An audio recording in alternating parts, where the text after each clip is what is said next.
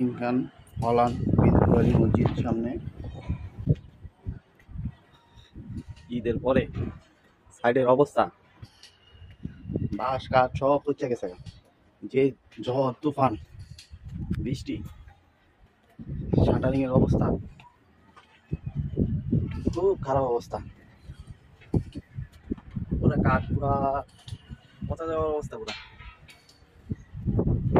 রাস্তার অবস্থা, এই রাস্তার কারণে এই সাইডে পুরা ঠিক মতন বালু ইট কিছু আনা যাইতেছে না, রডও পর্যন্ত আইতে পারতেছে না। এর আগে একটা রডের গাড়ি আসছে, ওই যে